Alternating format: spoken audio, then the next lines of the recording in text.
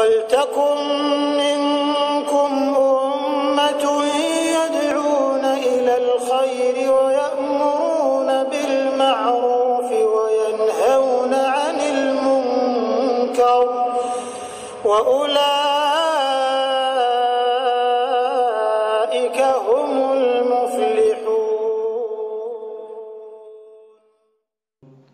وَنَعُوذُ بِاللَّهِ مِنْ شُرُورِ أَنفُسِنَا وَسَيِّئَاتِ أَعْمَالِنَا مَنْ يَهْدِهِ اللَّهُ فَلَا مُضِلَّ لَهُ وَمَنْ يُضْلِلْ فَلَا هَادِيَ لَهُ وَأَشْهَدُ أَنْ لَا إِلَهَ إِلَّا اللَّهُ وَحْدَهُ لَا شَرِيكَ لَهُ وَأَشْهَدُ أَنَّ مُحَمَّدًا عَبْدُهُ وَرَسُولُهُ يَا أَيُّهَا الَّذِينَ آمَنُوا اتَّقُوا اللَّهَ حَقَّ تُقَاتِهِ وَلَا تَمُوتُنَّ إِلَّا وَأَنْتُمْ مُسْلِمُونَ يا أيها الناس اتقوا ربكم الذي خلقكم من نفس واحدة وخلق منها زوجها وبث منهما رجالا كثيرا ونساء واتقوا الله الذي تساءلون به والأرحام إن الله كان عليكم رقيبا يا أيها الذين آمنوا اتقوا الله وقولوا قولا سديدا يصلح لكم أعمالكم ويغفر لكم ذنوبكم ومن يطع الله ورسوله فقد فاز فوزا عظيما أما بعد فإن أصدق الحديث كتاب الله وأحسن الهدي هدي محمد صلى الله عليه وعلى آله وسلم وشر الأمور محدثاتها وكل محدثة بدعة وكل بدعة ضلالة وكل ضلالة في النار.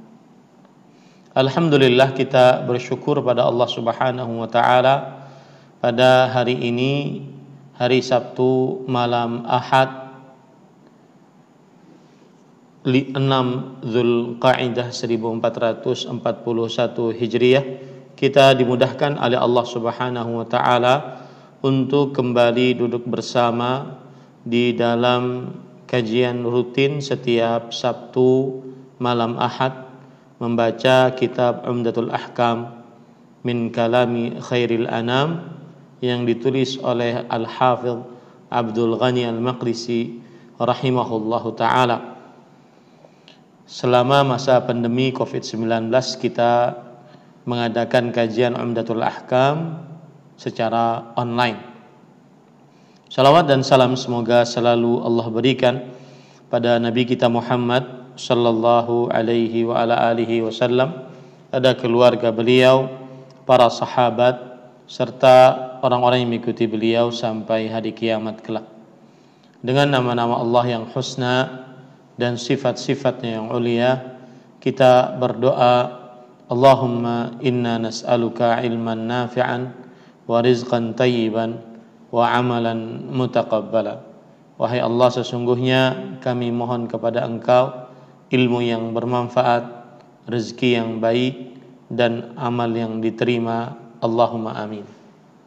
Allahumma afina fi badanina, Allahumma afina fi sam'ina, Allahumma afina fi basarina, la ilaha illa anta. Ya Allah, berikanlah kami keselamatan di dalam tubuh kami, berikanlah keselamatan di dalam pendengaran kami, di dalam penglihatan kami. Tidak ada ilah yang berhak diibadahi kecuali Engkau. Ahibbati hafizakumullahu ta'ala. Pada kesempatan kali ini adalah pertemuan yang ketiga. Jadi kalau Anda lihat di dalam YouTube di layarnya, Anda akan mendapatkan kajian kitab Umdatul Ahkam bab bersiwak 03. 03 itu maksudnya adalah pertemuan yang ketiga, bukan hadis yang ketiga, ya. Karena biar menandai bahwasanya ini adalah kajian selama kajian online selama pandemi Covid-19. Semoga Allah Subhanahu wa taala segera mengangkat pandemi Covid-19 ini. Ini adalah pertemuan yang ketiga dan kita masih di dalam bab bersiwak. Kita baca hadis di dalam bab bersiwak, hadis yang ke-20, yaitu an Hudzaifah ibn al-Yamani radhiyallahu anhuma qala kana Rasulullah sallallahu alaihi wasallam idza qama minal laili yashusu fahu bis-siwak. Dari Hudzaifah bin Al-Yaman radhiyallahu anhuma, beliau berkata, senantiasa Rasulullah sallallahu alaihi wasallam jika bangun dari malam, maka beliau menggosok mulutnya dengan siwak. Hadis ini riwayat Imam Bukhari, kemudian Imam Muslim, Imam Abu Daud, dan Imam Ad-Darimi, dan hadisnya sahih. Ahibati hafizakumullah ta'ala, seperti biasa saya sering mengatakan bahwa di dalam pembacaan kitab Umdatul Ahkam kita mengambil dari beberapa kitab syarahnya, yaitu yang pertama yaitu kitab Ihkamul Ihkam atau Ihkamul Ahkam, Syarh Umdatul Ahkam yang ditulis oleh Imam Ibnu Daqiqil Aid rahimahullahu ta'ala, ulama Islam abad ke-8 Hijriah. Di dalam kitab ini beliau mengatakan bahwa makna dari yashusu maknahu yughassilu. Hadisnya kan berbunyi adalah Rasulullah SAW jika beliau bangun dari malam, maka beliau yashusu fahu bis-siwak. Nah, apa makna yashusu? Makna yashusu artinya, kata beliau, yughassilu, membasuhnya. Ya, membasuhnya. Ini makna, salah satu makna dari yashusu, dikatakan oleh Imam Ibnu Daqiqil Aid rahimahullahu ta'ala. Kemudian Imam Ibnu Daqiqil Aid mengatakan Hudzaifah, tentang Hudzaifah radhiyallahu anhu, beliau adalah nama lengkapnya bin Al-Yaman. Al-Yaman sebagaimana nanti dikatakan oleh Imam Ibnul Mulaqqin rahimahullah di dalam kitab Al-I'lam bi Fawaidi Umdatil Ahkam, bahwa Al-Yaman adalah sahabat Rasulullah sallallahu alaihi wasallam. Makanya kan di sini Al-Hafidz Abdul Ghani Al-Maqdisi mengatakan Hudzaifah bin Al-Yaman radhiyallahu anhuma, karena Hudzaifah adalah sahabat Rasulullah sallallahu alaihi wasallam, bapaknya Al-Yaman adalah sahabat juga sahabat Rasulullah sallallahu alaihi wasallam, makanya radhiyallahu anhuma. Jadi beliau ini adalah sahabi ibnu sahabi, sahabat dan bapak anak dari sahabat. Al-Yaman ada yang mengatakan namanya adalah Husail bin Jabir. Jadi Hudzaifah bin Husail bin Jabir. Ada yang mengatakan seperti itu, Hudzaifah bin Husail bin Jabir. Ya. Ada yang mengatakan bahwa Al-Yaman adalah kakeknya. Jadi Hudzaifah bin Al-Husail bin Al-Yaman, makanya dinasabkan kepada kakeknya Hudzaifah bin Al-Yaman. Khilaf di antara para ulama rahimahumullahu taala. Dan beliau kunyahnya adalah Abu Abdillah Al-Absi. Kunyahnya adalah Abu Abdillah. Dan beliau termasuk daripada seorang yang merupakan penduduk kota Kufah, yaitu dari daerah Irak. Dan Hudzaifah bin Yaman radhiyallahu anhu, kata Imam Ibnu Daqiqil Aid, ahadu akabir sahabah wa masyahirihim, salah seorang pembesar sahabat dan salah seorang sahabat Nabi yang masyhur. Imam Bukhari rahimahullahu taala mengatakan mata ba'da Utsman ibni Affan bi 40 yawman. Beliau meninggal setelah meninggalnya Utsman bin Affan, setelah 40 hari. Dan itu adalah pada tahun 13 36 Hijriah. 36 Hijriah. Dan Hudzaifah bin al-Yaman radhiyallahu anhu, atau kita katakan tadi Hudzaifah bin Al-Husain bin Jabir, atau Hudzaifah bin Al-Husain bin Al-Yaman Al-Absi, beliau adalah halif Bani Abdul Ashhar. Halif itu artinya adalah orang yang merupakan utusan dari keturunan Abdul Ashhal. Keturunan Abdul Ashhal. Nah, ini sedikit tentang Hudzaifah. Nanti saya akan tambah lagi cerita tentang Hudzaifah yang radhiyallahu anhu yang begitu menarik dari kitab Al-I'lam bi Fawaidi Umdatil Ahkam. Kemudian Ibnu Daqiq al-Aid rahimahullah mengatakan fihi dalilun ala istihbab as-siwak fi hadhihi al-halah al-ukhra.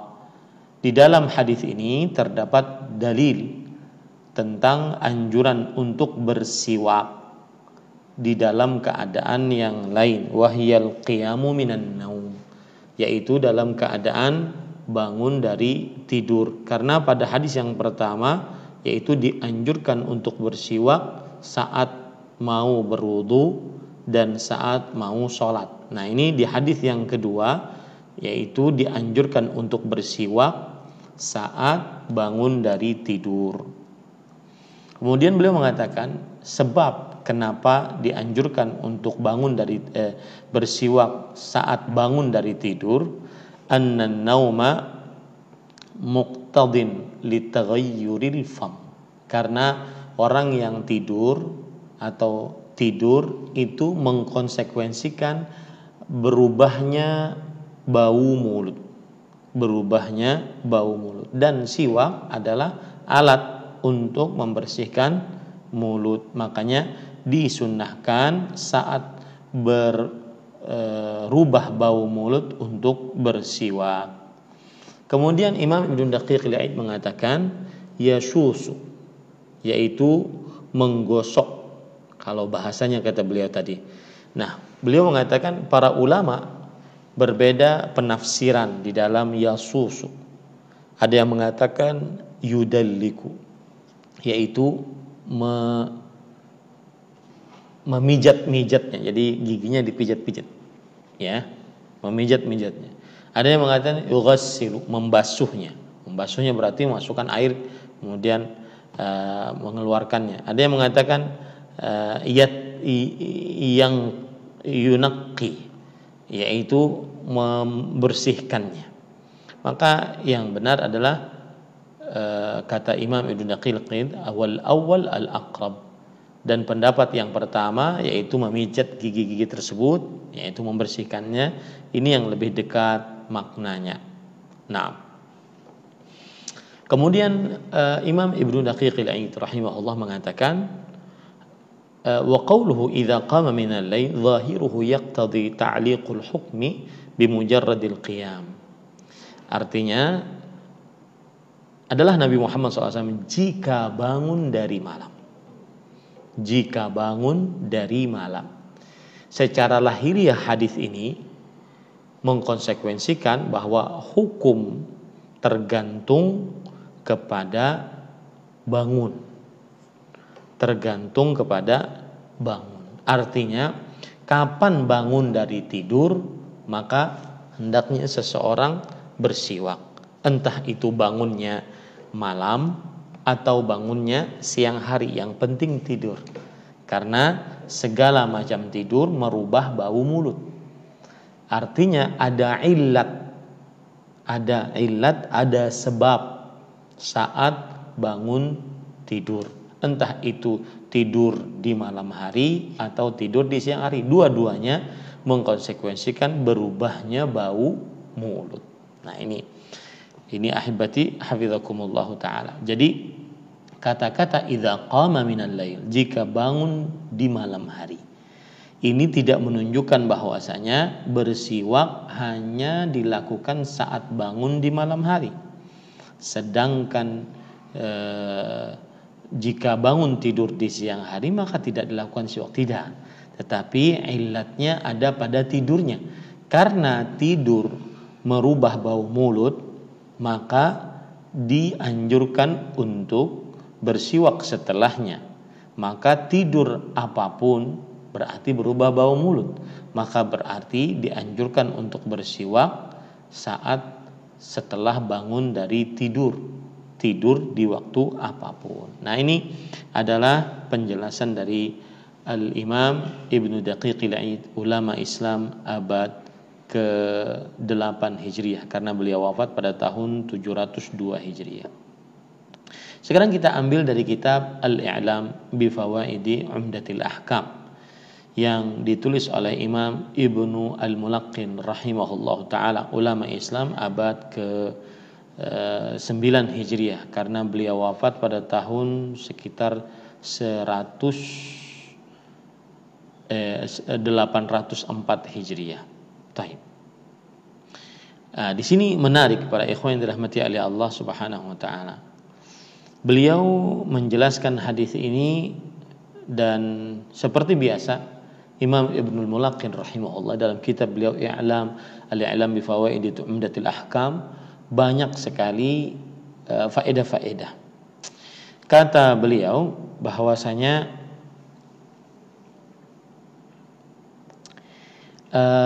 yang pertama, Imam Ibnu Daqiqil Aid rahimahullah, bahwa hadis ini dengan lafadz lain ada penjelasannya. Penjelasannya apa? Kana idza qama litahajjudi minal lail yashusu fahu bis-siwak. Yang artinya Imam Bukhari rahimahullah meriwayatkan adalah Nabi Muhammad SAW jika bangun untuk sholat tahajud di malam hari, maka beliau menggosok mulutnya dengan bersiwak. Ini menunjukkan bahwasanya lebih condong hadis ini kepada tahajud di malam hari. Ya, lebih condong hadis ini tahajud di malam hari. Nah, di dalam riwayat Imam Muslim, kana idza qama liyatahajjada yashusu fahu bis-siwak. Adalah Nabi Muhammad SAW jika bangun untuk sholat tahajud, beliau menggosok mulutnya dengan siwak.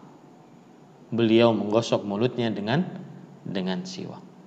Nah, ini menunjukkan bahwasanya bahwa ada penekanan kalau tidur di malam hari maka sangat-sangat dianjurkan untuk bersiwak, karena di situ ada tambahan untuk tahajud dan semisalnya. Baik. Kemudian ahibati hafizakumullah,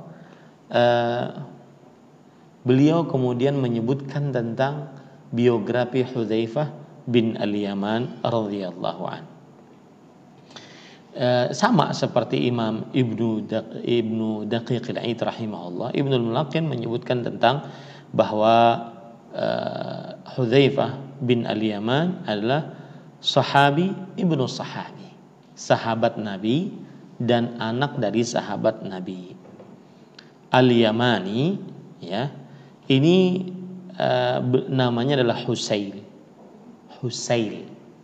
Sinnya pakai fathah, Husail. Ya. Dan sama seperti yang kita sebutkan tadi bahwa Husail bin Jabir, Hudzaifah bin Husail bin Jabir. Ya.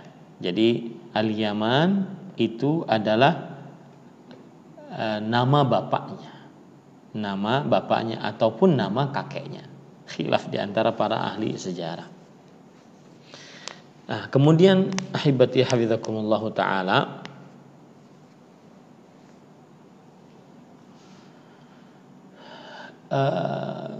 Al-Yaman atau Husail bin Jabir, bapaknya Hudzaifah, meninggal di peperangan Uhud.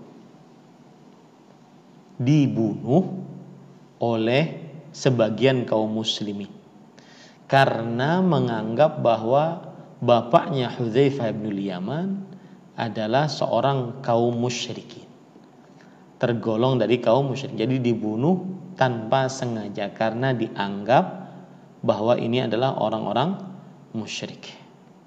Tetapi akhirnya Hudzaifah ibnul Yaman radhiyallahu anhu, beliau tidak menuntut balas atas sebagian kaum muslimin yang membunuh bapaknya tersebut, dan juga diat, yaitu kompensasi darah dari bapaknya diberikan kepada kaum muslimin. Dan yang membunuhnya adalah Utbah bin Mas'ud radhiyallahu anhu. Nah, kemudian ahibati hafizakumullah taala, termasuk keistimewaan Hudzaifah bin Yaman, beliau adalah dari kaum muhajirin dan beliau adalah pembesar para sahabat, dan beliau adalah salah seorang sahabat yang masyhur.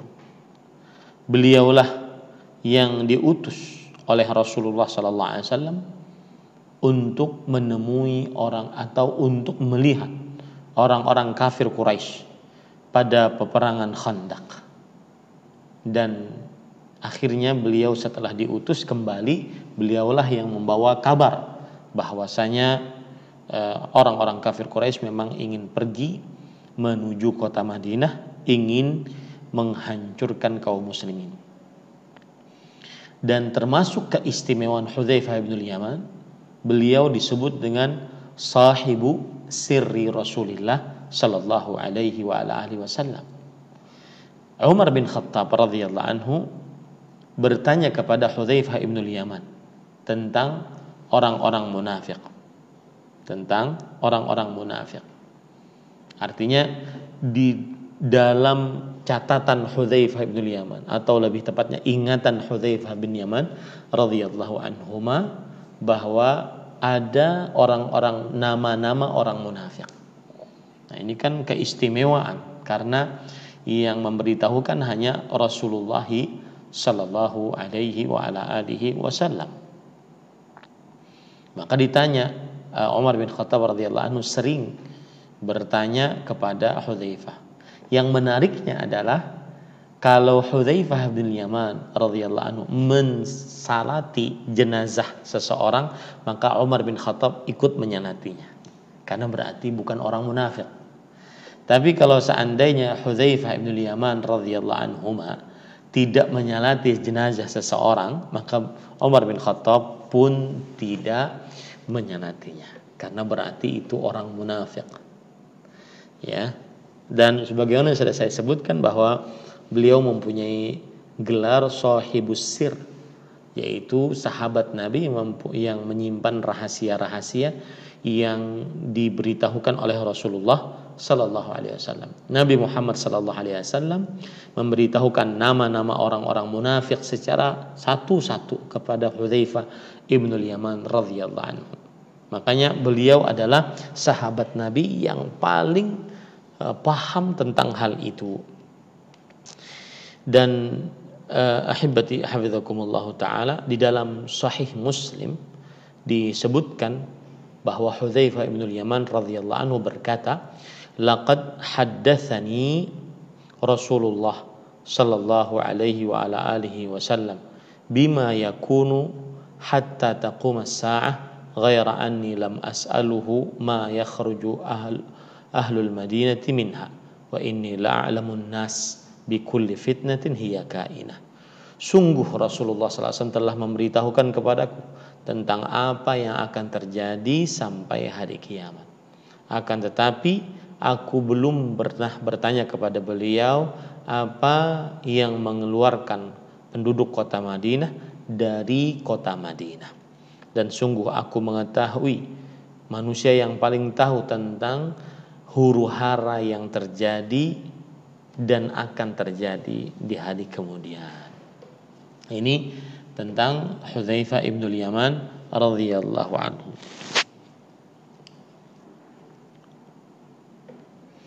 Nah, kemudian ahibati hafizakumullah taala,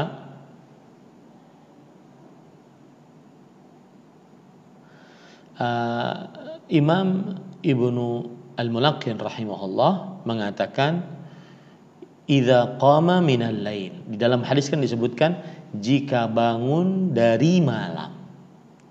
Maka yang dimaksud dari malam kata beliau fil lail, yaitu pada malam hari.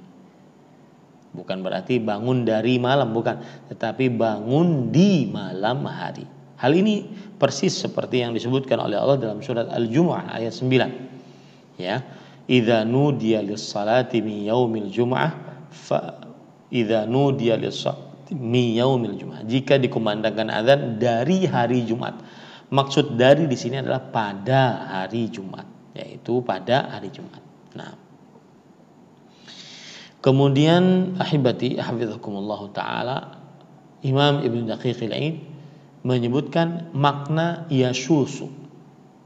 Yasusu ada yang mengatakan membasuh, al-ghuslu, membasuh mulutnya dengan siwak, ya. Kemudian ada yang mengatakan at-tanqiyah.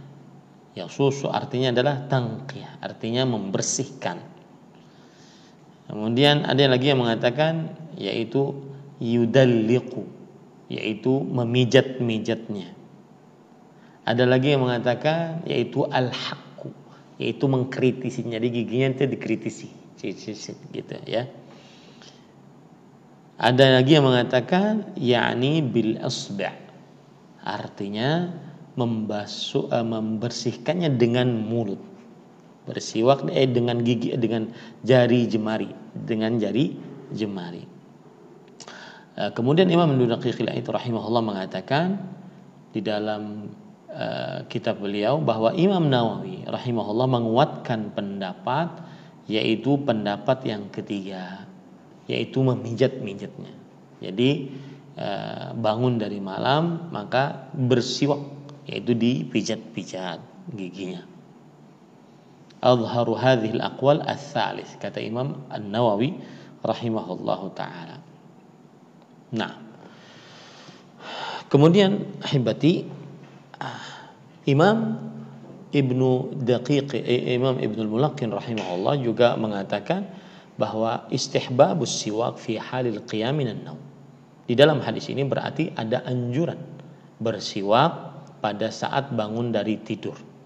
Sama, ilatnya adalah karena kalau orang tidur berubah bau mulutnya, dan siwak adalah alat untuk membasuhnya. Maka dianjurkan untuk membersihkan mulut.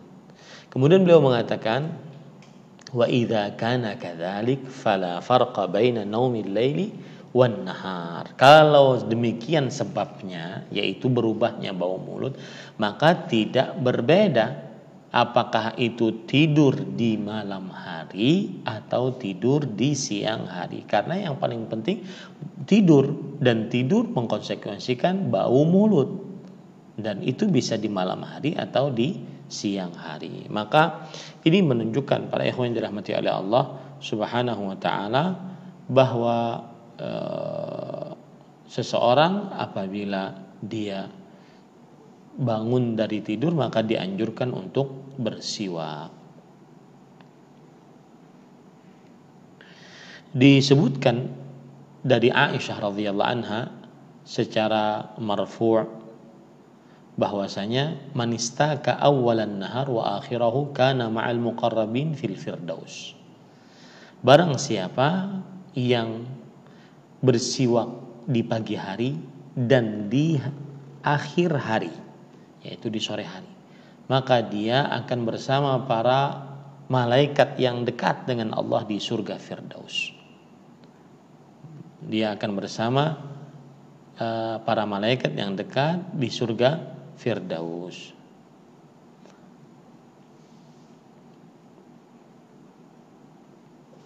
Nah, taib. Kita ambil dari kitab yang lain, yaitu kitab Taisir Al-Allam Syarh Umdatil Ahkam yang ditulis oleh Fadilatul Syekh Abdullah bin Abdurrahman Al-Bassam.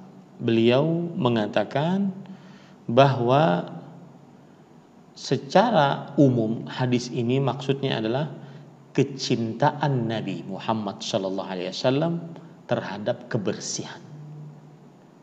Kecintaan Nabi Muhammad SAW terhadap kebersihan dan kebencian beliau terhadap bau yang tidak mengenakan. Dan beliau kebiasaannya apabila bangun dari tidurnya malam dan malam itu panjang, maka itu dikonsekuensikan, dikhawatirkan berubah bau mulut, sama dengan pembicaraan kita tadi. Taib. Kemudian pelajaran yang disebutkan oleh Syekh Abdullah bin Abdurrahman Al-Bassam, bahwa ta'akkudu masyru'iyyati siwak inda kulli taghayyuri karihin lil fami akhdhan minal ma'na sabiq. Sangat ditekankan, disyariatkan bersiwak setiap kali berubah bau mulut. Nah, ini bahkan lebih umum, berarti bukan hanya karena sebab tidurnya saja, tetapi setiap kali berubah bau mulut karena itu makanan kah, karena minuman kah yang menyebabkan bau mulut, maka bersiwaklah. Diambilkan dari makna hadis yang kita sebutkan dari para ulama tadi. Nah, dan ini menunjukkan, kata Imam Syekh Abdullah Al-Bassam hafizahullah rahimahullah taala, bahwa disyariatkan untuk bebersih dan menunjukkan bahwasanya termasuk sunnah Rasul menjaga kebersihan. Kalau seandainya mulut saja dijaga kebersihannya, apalagi yang lain-lainnya. Baik, kita ambil dari kitab Tanbihul Afham Syarh Umdatil Ahkam yang ditulis oleh Al-Imam Al-Faqih Muhammad bin Saleh Al-Utsaimin rahimahullahu taala. Beliau mengatakan bahwasanya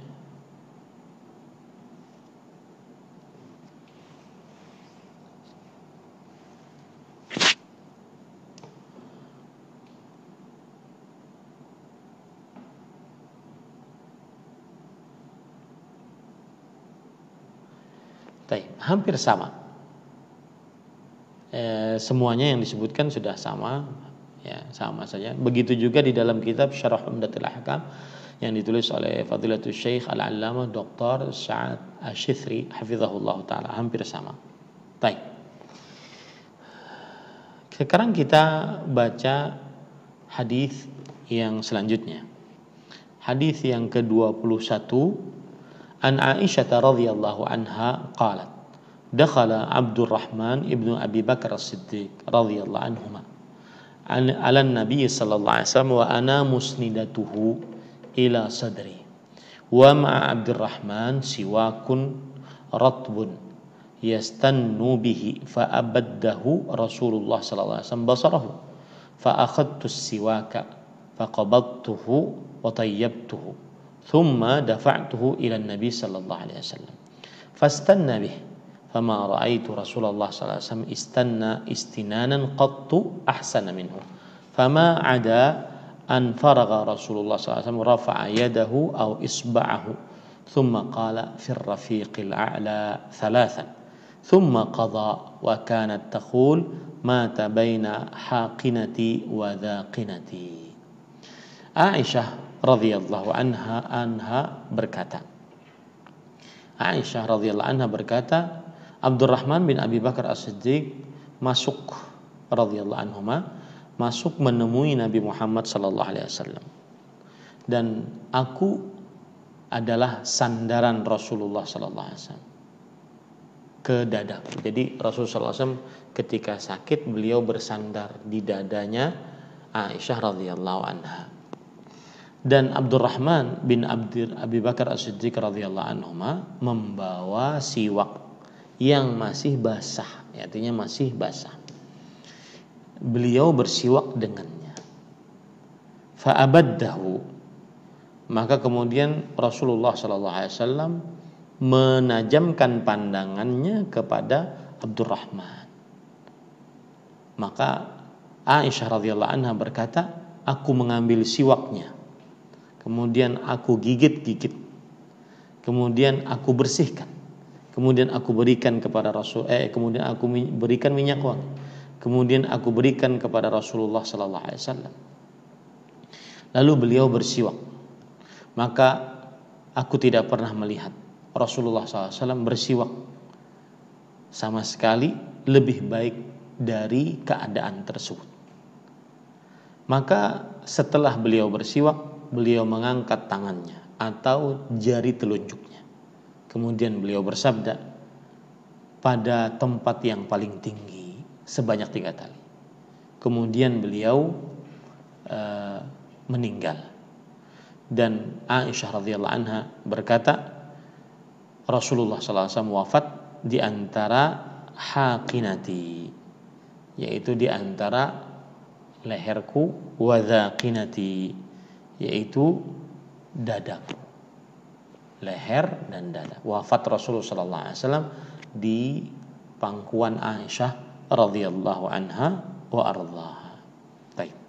Seperti biasa kita ambil dari kitab Ihkamul Ahkam bi Syarhi Umdatul Ahkam yang ditulis oleh Imam Ibnu Daqiq al-Aid, ulama Islam abad ke-8 Hijriah.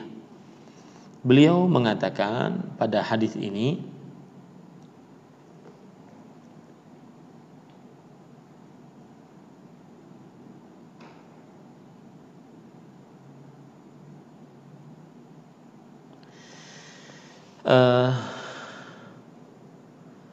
fa'abaddahu Rasulullah sallallahu alaihi wasallam basarahu.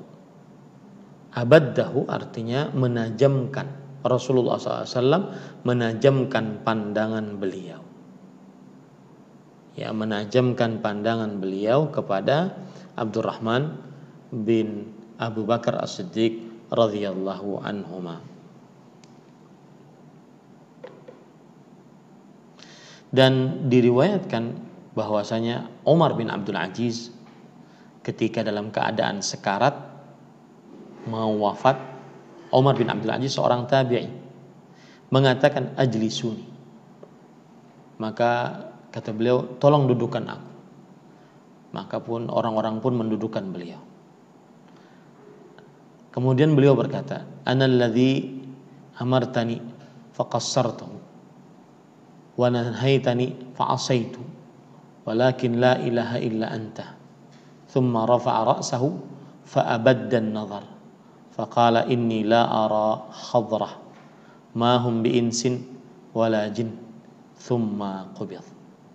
Artinya Umar bin Abdul Aziz ini keadaan sekarat, ya subhanallah.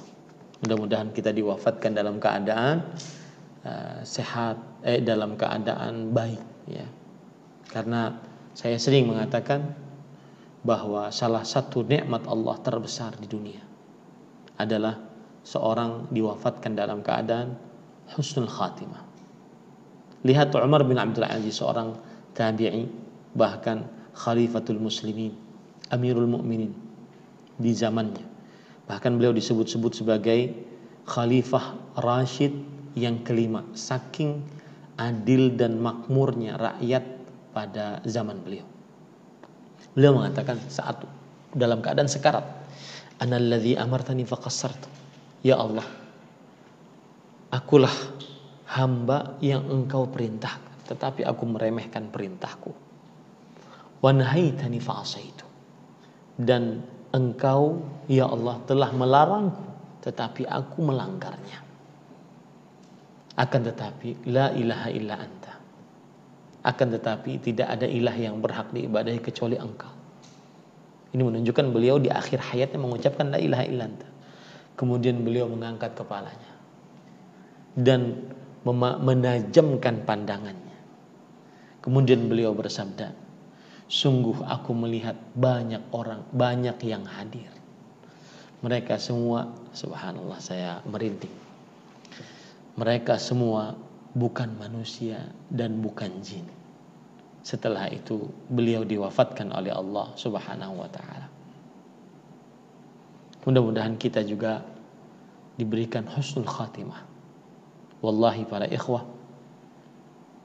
hidup di dunia walaupun saleh ataupun masih dianggap saleh, bukan saleh sebenarnya, tidak akan ada apa-apanya jika seseorang di akhir hayat dalam keadaan bermaksiat diwafatkan oleh Allah. pujian begitu tinggi, tidak akan ada apa-apanya kalau seandainya seseorang diwafatkan dalam keadaan bermaksiat, mendapatkan su'ul khatimah, akhir hidup yang buruk. Kemudian Imam Ibnu Daqiq al-Aid rahimahullah mengatakan bahwa Aisyah ketika berkata mata baina haqinati wa dhaqinati, beliau wafat di antara haqinahku dan dhaqinahku. Haqinah artinya adalah nuqratun nahar, yaitu ini penggalan leher, ya. Dhaqinah tarful hulqu. Dhaqinah adalah ini ujung dari tenggorokan. Jadi leher dan ujung di sinilah Rasulullah SAW wafat. Ini para ikhwan yang dirahmati oleh Allah Subhanahu wa taala. Kemudian dari ini keistimewaan Aisyah radhiyallahu anha. Tidak ada yang meninggal Rasulullah SAW di antara manusia kecuali di pangkuannya Aisyah radhiyallahu anha wa ardhaha. Kemudian Imam Ibnu Daqiq mengatakan fil hadis al-istiyaq birrutab. Di dalam hadis ini terdapat kejadian bersiwak dengan kayu yang masih basah. Ya, kayu yang masih basah. Kemudian Imam Daqiq al-Aid mengatakan qala ba'dul fuqaha innal akhdara li ghairi as-shaim ahsan. Kayu siwak, ini saya ambilkan ya. Siwak ar-rutab. Ini gambarnya ya, saya contohkan. Nah, siwak yang masih basah itu seperti ini kira-kira. Ya. Kemudian siwak yang sudah kering seperti ini. Itu saya contohkan ya. Ada siwak yang masih basah, ada siwak yang, dan saya sering mengatakan bahwa zaman ini zaman yang sangat indah. Kenapa? Karena kita bisa mencontohkan langsung. Ya. Sedangkan coba antum bayangkan orang dulu tidak ada internet, kemudian gurunya pas tidak ada siwak, kemudian ngajarkan di desa kitab Umdatul Ahkam bab bersiwak berkaitan dengan faedah yang disebutkan oleh Imam Ibnu Daqiq al-Aid bahwa di dalam hadis ini ada anjuran untuk bersiwak dengan kayu yang masih basah. Ini kayu yang masih basah kira-kira seperti ini. Nah, sedangkan kayu yang masih kering, yang sudah kering seperti ini. Nah, ini kering. Nah, sebagian ahli fikih kata Imam Ibnu Daqiq al-Aid mengatakan bahwasanya dianjurkan untuk bersiwak yang masih hijau. Ya. Lebih utama kecuali dalam keadaan berpuasa. Selain puasa dianjurkan bersiwak dengan kayu arab yang masih basah. Ya. Nah, ada lagi yang mengatakan bahwa dianjurkan untuk bersiwak dengan yang kering tapi dikasih air. Ya, dikasih air. Baik. Yang jelas dianjurkan untuk bersiwak dengan siwak yang masih rutab. Rutab itu masih basah. Kayu yang baru dipotong. Ya, itu yang masih basah. Nah, ini juga contoh nih. Contoh siwak yang kayunya masih kering. Ya Pak, sudah masih basah ya. Nah, ini. Nah, seperti ini. Ya. Seperti ini. Baik. Enak kan? Indah kan zaman ini untuk mengajar ya, kita langsung mencontohkan ya, subhanallah. Nah, kemudian beliau mengatakan wa fihi islahus siwak wa tahyi'atu. Di dalam hadis ini juga ada pensyariatan membersihkan siwak dan menyiapkan siwak. Karena Aisyah radhiyallahu anha berkata faqadimtuhu. Qadimtu artinya beliau gigit-gigit dengan gigi untuk menghidangkan siwak tersebut agar dipakai oleh Rasulullah SAW dengan mudah.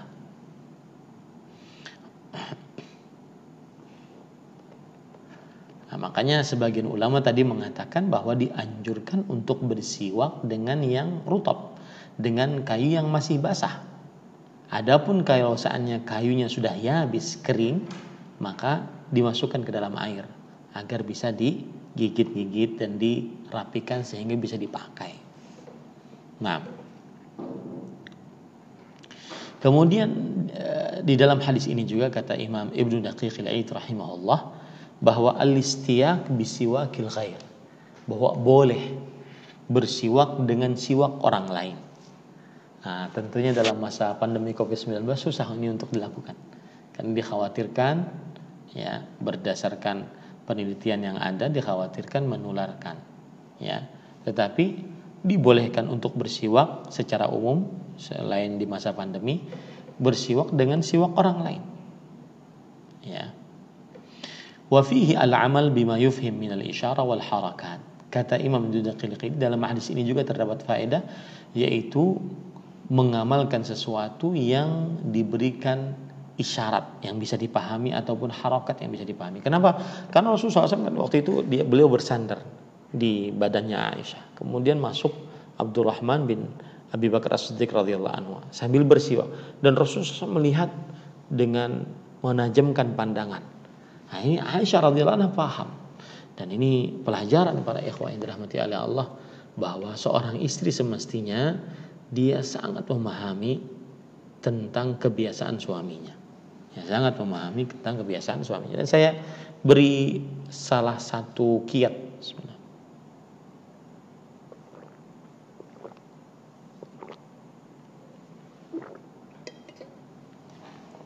Salah satu kiat agar Anda senantiasa harmonis dengan suami atau dengan istri. Kiatnya adalah yaitu sang istri sangat memperhatikan apa yang diperlukan oleh suami. Sangat paham apa yang diperlukan oleh suami. Walaupun itu perkara-perkara kecil, seperti misalkan kaos kaki suami ada 3, suami suka yang ada tulisannya berwarna putih. Maka ketika suami mengatakan, yang itu kaos kaki yang warna putih yang di mana? Langsung istri siap tanggap mencarikan kaos kaki tersebut. Adapun kalau seandainya istri mengatakan, wah nggak tahu, cari aja sendiri. Wah, ini susah untuk suami sayang kepada istrinya. Ya. Istri yang disayang oleh suaminya adalah istri yang senantiasa sangat memperhatikan, sangat paham apa yang diperlukan oleh suaminya. Dan ini yang dilakukan oleh Aisyah radhiyallahu anha wa ardhaha. Makanya Rasulullah sallallahu alaihi wasallam dalam keadaan sakit keras, beliau sering bertanya, "Aina ana gadan?" Di mana aku besok hari? Yudidu Aisyah. Beliau sebenarnya ingin tinggal di rumahnya Aisyah agar dirawat oleh Aisyah radhiyallahu anha wa ardhaha. Karena Aisyah radhiyallahu anha sangat memahami keadaan Rasulullah sallallahu alaihi wa alihi wasallam. Kemudian ketika setelah bersiwak, Rasulullah SAW mengangkat tangannya dan memberikan dengan jari telunjuk. Kemudian beliau bersabda, "Fir rafiqil a'la." Pada tempat yang paling tinggi. Dan ucapan Rasulullah sallallahu alaihi wasallam ini adalah disebutkan oleh Allah Subhanahu wa taala. Isyaratnya dalam firman-Nya, "Wa man yuti'illaha war rasula fa ulaika ma'al ladzina an'ama Allahu 'alaihim." Yang artinya barang siapa yang taat kepada Allah dan Rasul-Nya, mereka lah orang-orang yang bersama orang-orang yang diberikan nikmat oleh Allah Subhanahu wa taala. Disebutkan oleh Allah dalam surah An-Nisa ayat 69. Begitu juga firman Allah surah Al-Fatihah, shiratal ladzina an'amta 'alaihim, jalan orang-orang yang Kau berikan nikmat kepada mereka. Maka ketika Rasulullah SAW bersabda fir rafiqil a'la, ya Allah berikan aku tempat yang paling tinggi, yaitu bersama para nabi, syuhada, dan di tempat yang paling tinggi. Nah,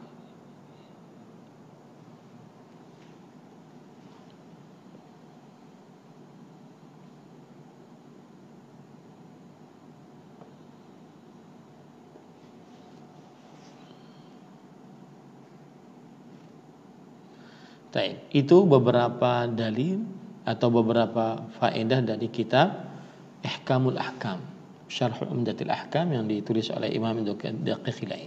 Kita ambil faedah dari kitab Al-I'lam bi Fawaidil Ahkam dari yang ditulis oleh Imam Ibnu Mulaqqin rahimahullahu taala.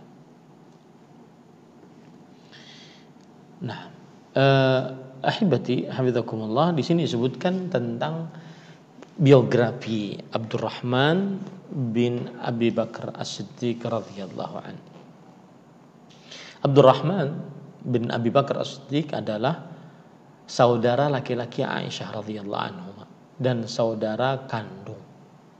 Dan beliau adalah anak Abu Bakar As-Siddiq yang paling bungsu. Bungsu itu berarti yang paling terakhir. Yang paling bungsu, yang paling terakhir. Kunyah Abdurrahman bin Abi Bakar adalah Abu Abdullah. Ada juga yang mengatakan Abu Muhammad. Dan beliau menghadiri perang Badar dan juga ikut perang Uhud. Ya, tetapi bersama orang-orang kafir. Ya, bersama orang-orang kafir. Kemudian beliau masuk Islam saat perjanjian damai Hudaybiyah, yaitu berarti saat tahun ke-6 Hijriah. Kemudian beliau menjadi bagus Islamnya. Lalu setelah itu beliau berhijrah ke kota Madinah sebelum penaklukan kota Mekah, yaitu tahun ke-8 Hijriah, bersama Muawiyah bin Abi Sufyan radhiyallahu anhum. Dan asalnya Abdurrahman namanya adalah Abdul Ka'bah. Lalu diganti oleh Rasulullah SAW menjadi Abdurrahman. Dan Abdurrahman adalah orang yang paling pemberani dan paling pintar memanah. Paling pintar memanah. Dan beliau ikut perang Yamamah bersama Khalid bin Al-Walid. Dan beliau membunuh sekitar 7 pembesar Al-Yamamah. Dan beliau lah yang membunuh Muhakkam Al-Yamamah, Ibnu Tufail. Beliau panah di lehernya dan akhirnya mati. Dan ahibati hafizakumullahu ta'ala, beliau meriwayatkan dari Nabi Muhammad SAW sekitar 8 hadis. Dan beliau wafat yaitu pada tahun 53 Hijriah. Pada tahun 53 Hijriah. Nah, kemudian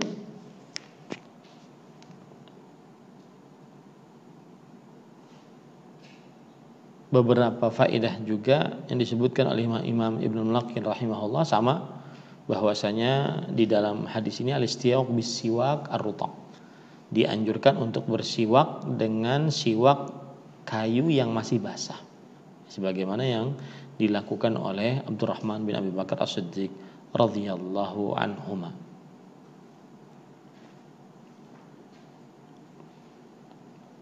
Nah,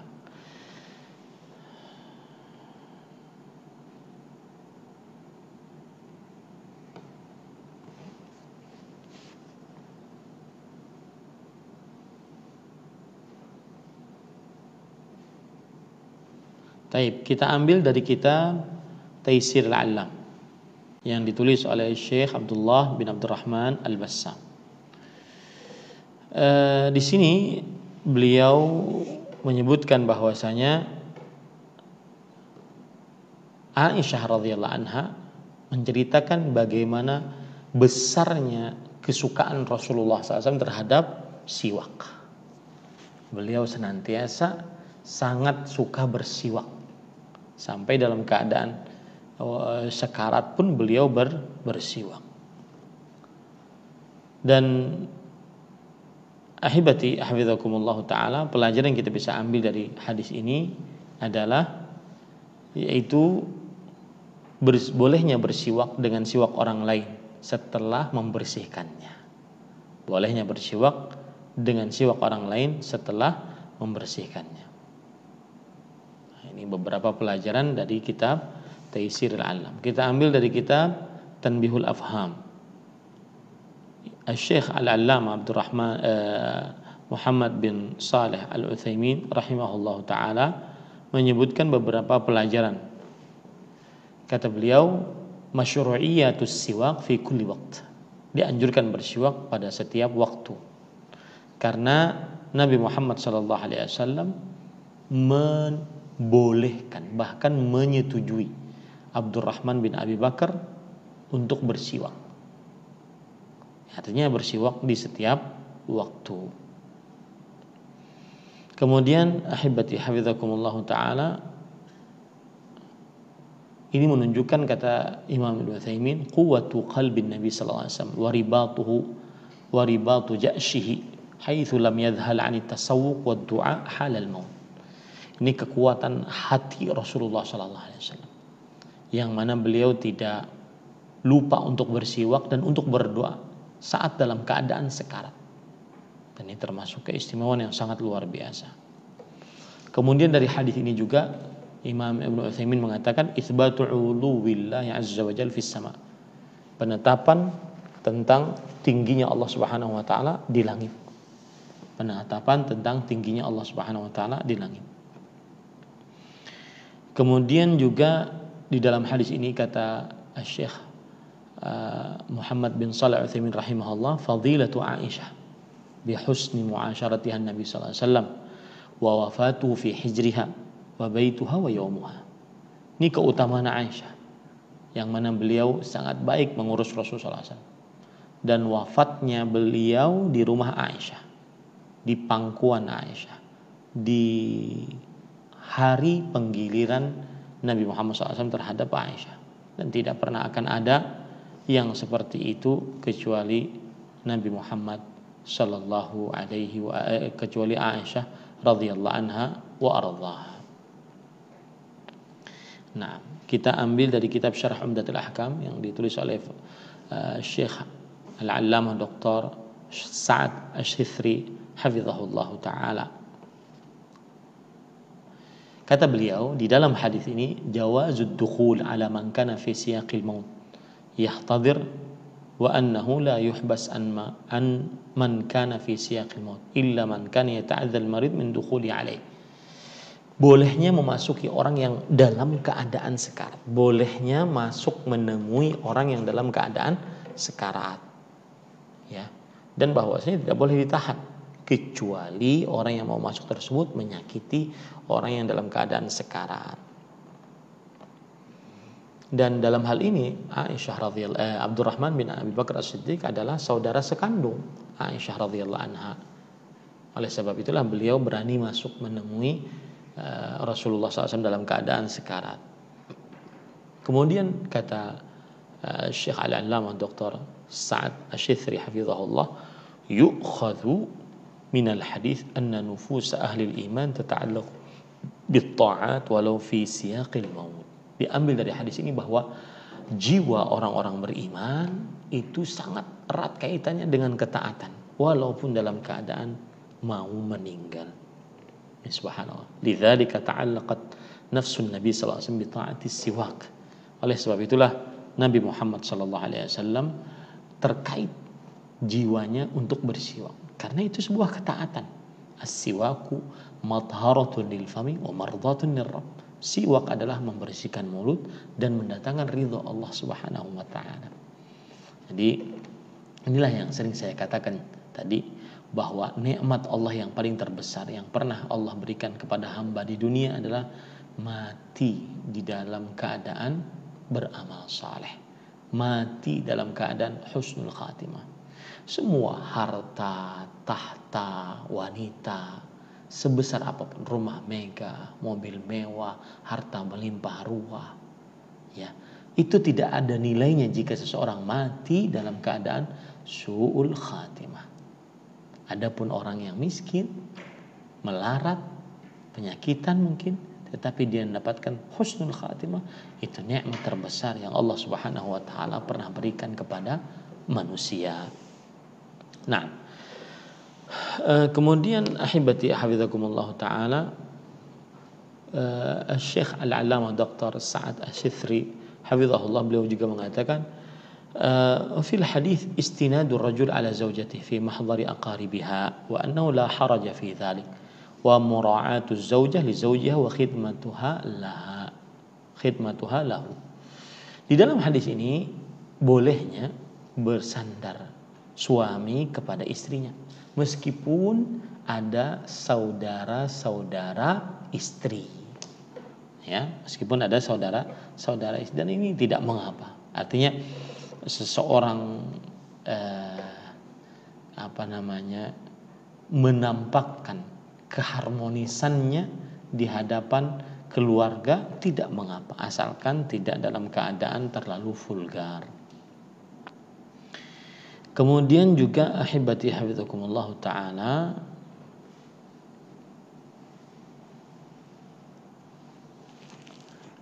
pelajaran menarik di sini bahwa al-isyarah tabni atau tubna 'alaiha al-ahkam. Isyarat dibangun di atasnya hukum-hukum.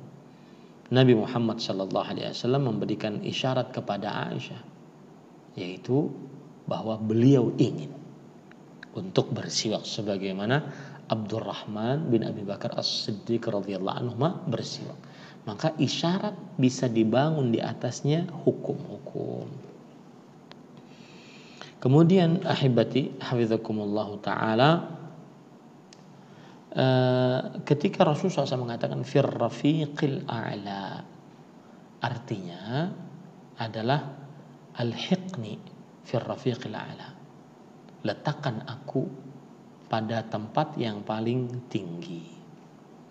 Dan ini sesuai dengan hadis Rasulullah SAW riwayat Bukhari, bahwa Nabi Muhammad sallallahu alaihi wasallam bersabda kepada Aisyah, innahu ma qubida nabiyyun hatta yura makanuhu fil jannah. Sesungguhnya tidaklah seorang nabi diwafatkan sampai diperlihatkan tempatnya di dalam surga. Fayukhayyaru bainal jannati wa baina baqaihi fid dunya. Maka nabi tersebut dipilihkan apakah ingin masuk surga ataukah ingin tetap hidup di dunia. Maka qalat Aisyah radhiyallahu anha, ketika Rasulullah SAW mengatakan ar-rafiqul a'la alimtu annahu la yakhtarana. Ketika Rasul sallallahu alaihi wasallam mengatakan ar-rafiqul a'la, aku sudah mengetahui bahwa beliau tidak memilih kita, tetapi memilih tempat di surga. Nah, ini pelajaran-pelajaran dari dua hadis, ya. Tidak mengapa kita pelan-pelan dua hadis, tetapi kita puas dengan membaca syarahnya para ulama rahimahullah, dan saya pribadi pun sangat puas. Kenapa? Karena kita ini cuma menukilkan perkataan para ulama. Kita ini bodoh menukilkan perkataan para ulama rahimahullah taala. Ya. Seperti misalkan tadi Imam Ibnu Daqiq al-Aid di dalam kitab beliau Ihkamul Ahkam, ulama Islam abad ke-7 Hijri, ke-8 Hijriah, kita nukilkan perkataannya, berarti sekitar berapa tahun yang lalu, berapa ratus tahun yang lalu. Kemudian Imam Ibnu Mulaqin, kita baca kitabnya Al-I'lam bi Fawaidil Ahkam, beliau ulama Islam abad ke-9 Hijriah. Kemudian Syekh Abdullah Al-Bassam, kemudian Syekh Ibnu Utsaimin, ya ulama Islam abad ke-13 dan ke-14 Hijriah ini, ketika 14 dan ke-15 Hijriah ini. Kemudian ulama yang masih hidup, dan ternyata banyak sekali pelajaran-pelajaran yang menarik. Nah, sudah 1 jam kita berbicara, kita ambil pertanyaan-pertanyaan. Yang bisa saya jawab, yang tidak, maka saya akan menyatakan Allahu a'lam. Saya ambilkan dulu dari YouTube ya. Bagaimana cara yang benar menghitung zikir dengan tangan? Apa yang dimaksud dengan uqdah tersebut? Apa dengan ruas-ruas jari per jari langsung ditempel atau dikepal? Ada khilaf di antara ulama. Ada yang mengatakan begini. Ya, perhatikan. Mengatakan begini, subhanallah, subhanallah, subhanallah, subhanallah, subhanallah, subhanallah, subhanallah. Subhanallah, subhanallah, subhanallah, subhanallah, subhanallah, subhanallah, subhanallah. Subhanallah, subhanallah, subhanallah, subhanallah, subhanallah, subhanallah, subhanallah. Subhanallah, subhanallah, subhanallah, subhanallah, subhanallah, subhanallah. Subhanallah, subhanallah. Jadi ini dipegangin, ya, ujung-ujung jarinya dipegangin. Ada yang mengatakan begini. Tetapi pendapat yang lebih kuat adalah seperti ini. Karena belum ada riwayat Nabi Muhammad SAW merunut ruas-ruas jarinya. Ya. Ada hadis yang tentang bahwasanya fa innahunna mustantaqat. Ada hadis yang mengatakan tentang hal itu. Saya bacakan hadisnya.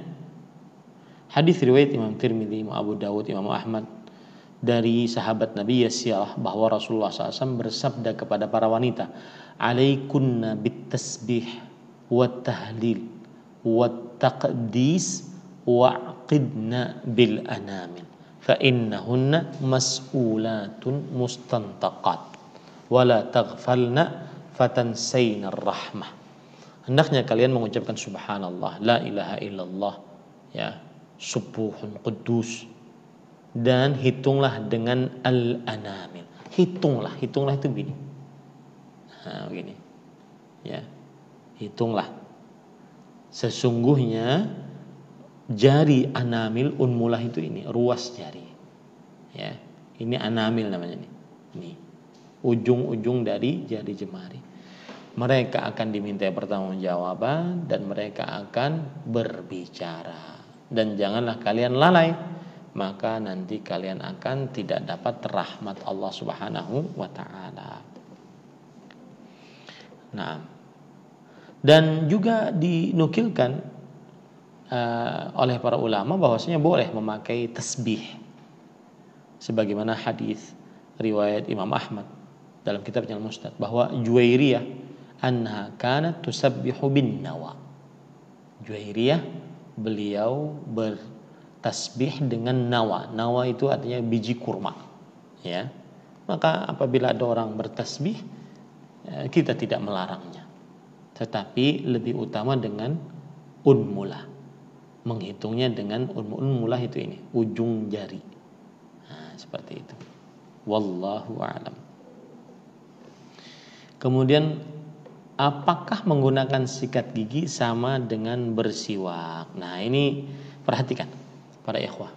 Pendapat yang lebih kuat bahwasanya penggunaan sikat gigi termasuk sama dengan bersiwak. Ya. Kenapa demikian? Karena yang namanya siwak adalah alat untuk membersihkan gigi. Alat untuk membersihkan gigi. Masuk di dalamnya adalah sikat gigi karena tercapai pembersihan gigi dan mulut, bahkan lebih bersih, lebih wangi. Ya, kalau seandainya memakai pasta gigi. Dan berarti seluruh hadis-hadis yang berkaitan dengan keutamaan bersiwak masuk di dalamnya juga sikat gigi. Hal ini disebabkan dengan beberapa sebab. Yang pertama yaitu kata siwak.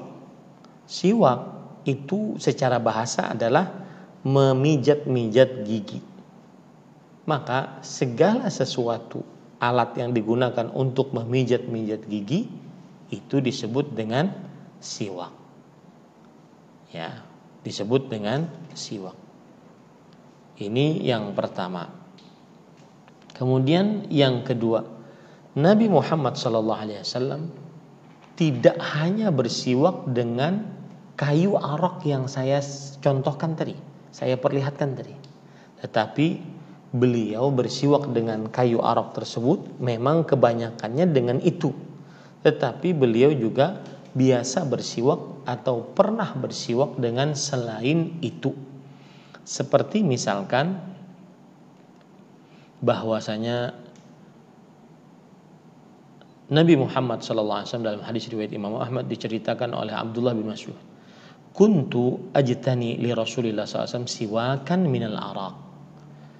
Aku menyiapkan untuk Rasulullah SAW siwak dari kayu arak. Kayu arak yang saya sebutkan tadi, ya. Mungkin ada yang baru hadir. Kayu arak yang saya sebutkan tadi, ya, seperti ini kayu arak. Ya. Seperti ini kayunya.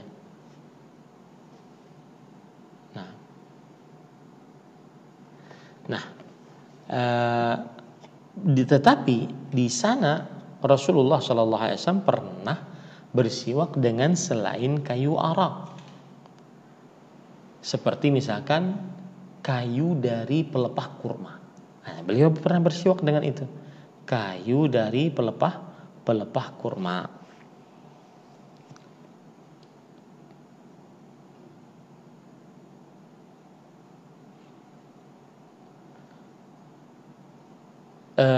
Dalilnya hadis yang kita baca tadi, hadis terakhir Abdurrahman bin Abi Bakar As-Siddiq radhiyallahu anhu, beliau bersiwak dengan jaridatan rutobatan. Jaridah adalah ghusnun nakhl, cabang kurma. Ya. Jadi kan kurma itu ada pohon, ada ada daunnya, dan di daun-daun kurma itu kan ada pelepahnya. Nah, itu yang masih basah, beliau bersiwak dengan itu. Ini sebab yang kedua yang menunjukkan bahwasanya sikat gigi juga mendapatkan keutamaan dari hadis-hadis tentang siwak.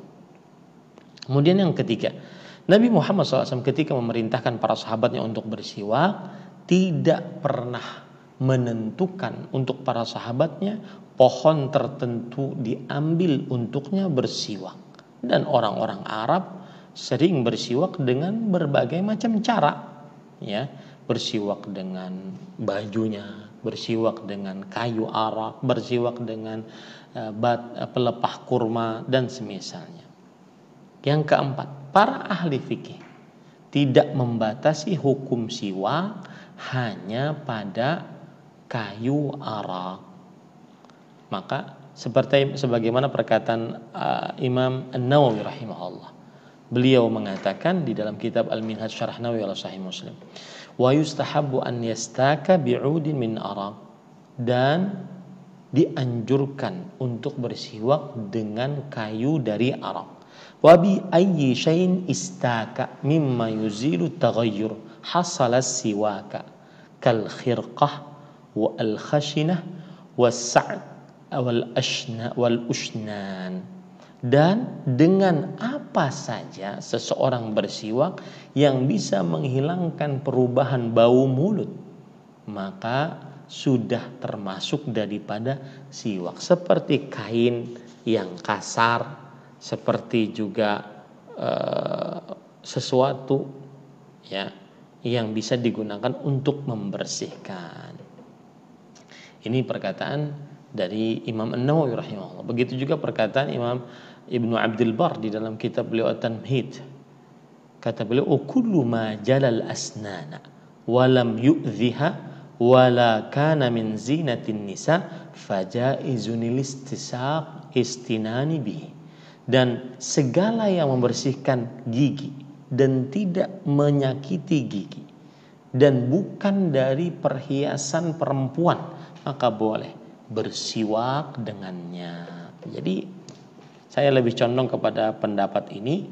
Dan juga sebab yang kelima bahwa siwak bukan ibadah mahdhah, ya, tetapi dia ibadah yang bisa dipahami dengan akal kita.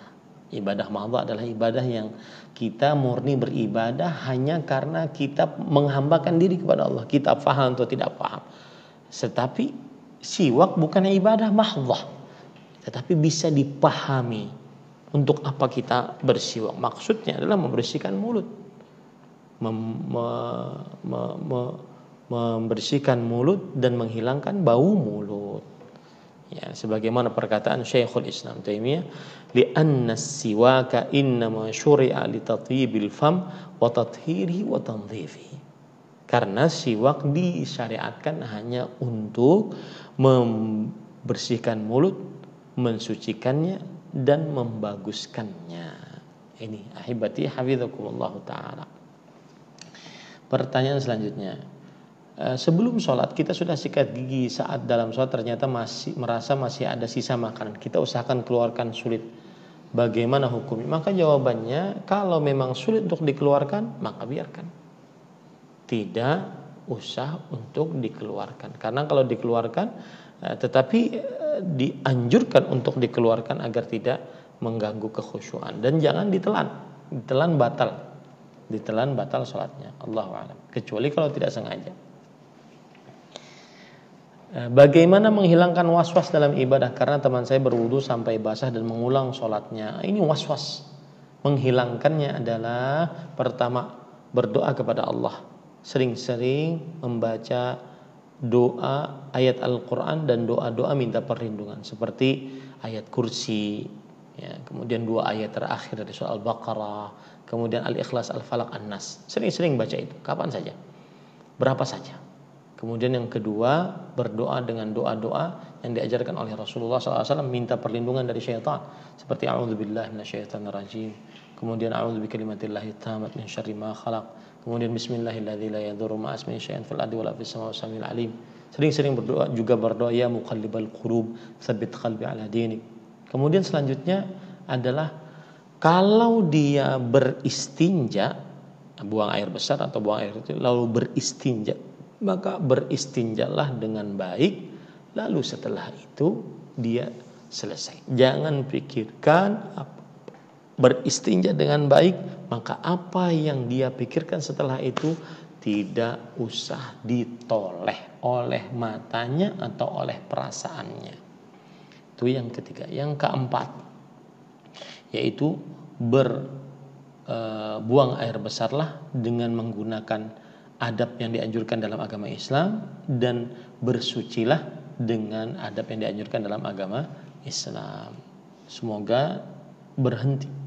Dan yang paling utama yang kelima adalah jangan pernah difikirkan kalau sudah yakin suci. Meski saya beri contoh, ketika kita kencing kemudian kita beristinja, yakin kita sudah bersih, lalu setelah itu kita berwudu.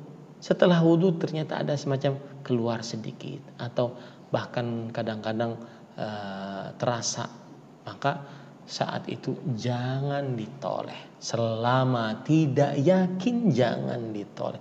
Al-yaqin la yazulu bisyak. Keyakinan tidak hilang dengan keraguan-keraguan. Anda yakin bersuci, Anda yakin sudah suci, sedangkan Anda belum yakin itu keluar atau tidak, maka jangan pernah ditoleh. Wallahu a'lam. Untuk siwak ini cara membersihkannya seperti apa ya? Karena kan selalu dipakai berulang-ulang. Apakah menjadikannya kurang higienis? Apakah tiap setelah pakai ujungnya harus dipotong? Maka jawabannya, kalau memakai siwak, membersihkan mulut, bersiwak dengan kayu arok tadi, maka ya setelah dipakai maka bisa dimasukkan ke dalam tempat yang sudah ada ataupun tidak dimasukkan. Yang jelas kalau seandainya sudah dipakai dan ingin dipakai lagi, maka dibersihkan dengan cara dibasuh atau yang semisalnya. Tetapi seperti yang kita katakan tadi, di zaman kita sekarang ini sikat gigi termasuk hukum siwak. Wallahu a'lam. Saya punya kakak kerja di bank konvensional. Qadarullah tangannya lagi patah dan tidak bisa mengendarai motor. Lalu kakak saya minta untuk diantar jemput ke kantornya dan menjanjikan saya upah. Apakah ini boleh Ustaz? Apakah ini bukan ta'awun dalam riba? Maka jawabannya ini adalah mencari harta yang syubhat. Mencari harta yang syubhat. Karena Anda sekarang mengantarkan kakak bukan karena ingin tolong menolong di dalam perkara riba, tetapi mengantarkannya untuk bekerja, dan qadarullah kerjanya di bank konvensional. Maka saya katakan itu lebih condong kepada perkara syubhat. Wallahu alam. Baik, kita ambil dari mana? Dari Instagram. Ya, dari Instagram. Sebelumnya para pemirsa yang di Instagram, saya ingin bertanya, kajiannya bagusnya begini, landscape atau potret, ya, landscape atau potret, ya, mohon nanti komennya ya, karena saya lihat beberapa asatid pakai landscape, mungkin bisa lebih enak dilihat begini ya daripada potret, mungkin begini susah. Nah, belum keluar ini dari Instagram. Baik, saya ambil dari Facebook, coba kira-kira ada nggak pertanyaan?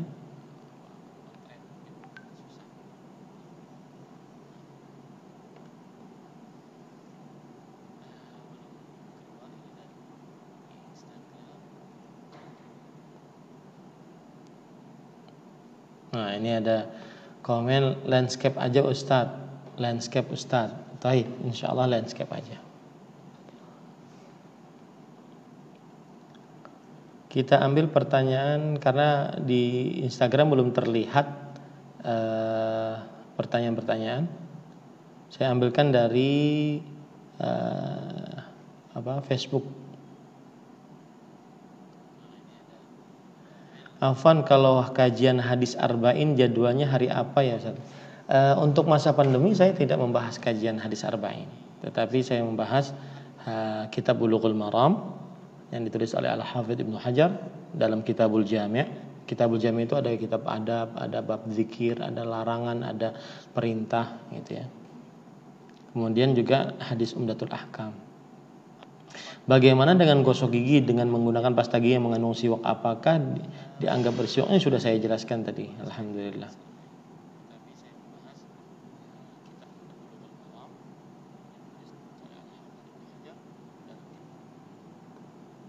Taib. Istri ini dari Kiswah 60222. Istri saya ingin mandiri dan ngontrak, tapi ibu saya tidak ingin pisah karena beliau akan sendiri jika ditinggal.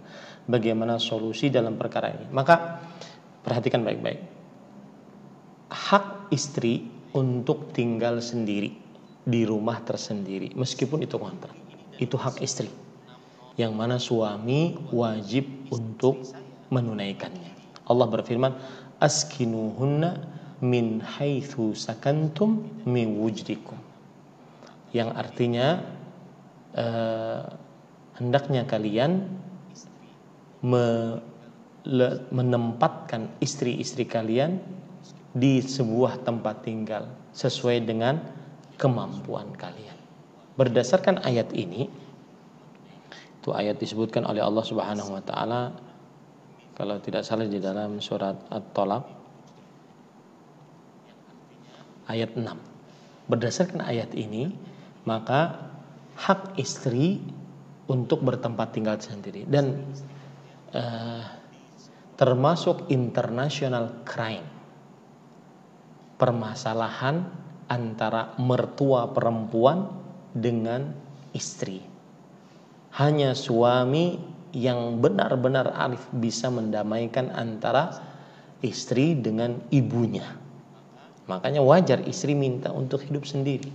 Nah, timbul sekarang pertanyaan, bagaimana ibu kalau saya pindah kontrak, ibu tinggal sendiri? Maka jawabannya disinilah perlu untuk berbicara dengan baik dan penuh kedewasaan dengan istri. Jangan sampai menzalimi istri, jangan juga berbuat durhaka kepada ibu. Ya, wallahu a'lam. Bagaimana hukumnya membatalkan nazar, Ustaz? Maka jawabannya boleh saja. Ya, nazar adalah salah satu cara agar bisa mengambil data yang lebih valid dari calon istri yang ingin kita nikahi. Tetapi kan baru calon, belum melamar.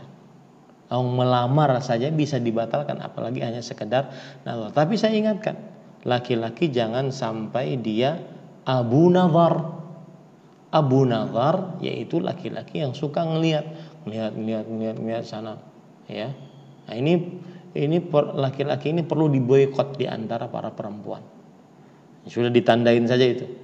Ini suka nazar, hati-hati nih, suka nazar. Sudah 3 kali nazar aja nggak ada kerjaan dia. Nah, ini nanti jadi sum'ah yang buruk. Nazar itu kita tentukan bahwa saya ingin menikahi si fulan. Kemudian ingin melihat dia lebih dalam, maka saya lihat dia bagaimana hidungnya, matanya, bibirnya secara langsung. Ya, bukan lewat foto tapi secara langsung. Dan itu kata Rasulullah SAW, fa innau ahra an yu'dama bainakuma. Sesungguhnya itu lebih jelas, lebih menjadikan hubungan antara keduanya setelah menikah lebih kekal ataupun lebih lama, ya, lebih langgeng lah istilahnya. Suami saya otoriter, na'udzubillah. Otoriter bahasa Indonesianya apa itu?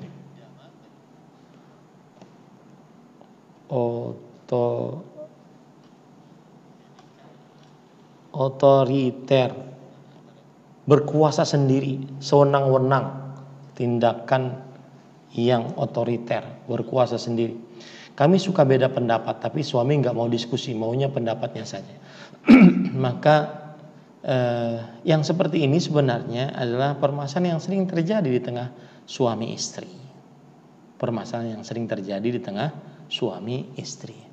Nah, saya nasihatkan kepada istri agar berlemah lembut dengan suami saat menyampaikan pendapat sehingga mudah diterima.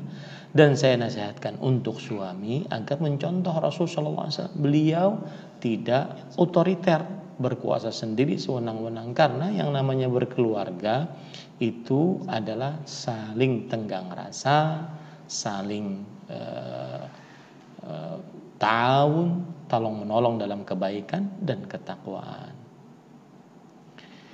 Saya kerja di Bank Indonesia, tapi saya sebagai pihak ketiga outsourcing. Apakah pemakan riba juga? Maka jawabannya, saya tidak tahu Bank Indonesia apakah dia berkaitan dengan riba ataupun konvensional. Kalau berkaitan, maka meskipun dia pihak ketiga, tetapi ada kaitannya dengannya secara langsung, yaitu transaksi-transaksi riba, maka dia adalah pemakan harta riba. Tapi kalau seandainya, saya beri contoh misalkan pegawai satpam, tukang parkir, cleaning service, apakah dia ikut di dalam andil pekerjaan riba? Maka jawabannya tidak secara langsung. Tidak secara langsung. Makanya terjadi khilaf di antara ulama kontemporer di zaman sekarang. Dan saya sering mengatakan bahwa ini adalah harta syubhat, lebih baik dijauhi. Wallahu a'lam. Bagaimana apabila orang tua menyuruh kita untuk membeli rokok? Apakah saya harus menurutinya atau bagaimana? Jawabannya tidak boleh menurutinya, karena Rasulullah SAW bersabda, la ta'ata li makhluqin fi ma'siyatil khaliq. Tidak ada ketaatan kepada makhluk dalam perihal bermaksiat kepada Allah Subhanahu wa ta'ala. Nah,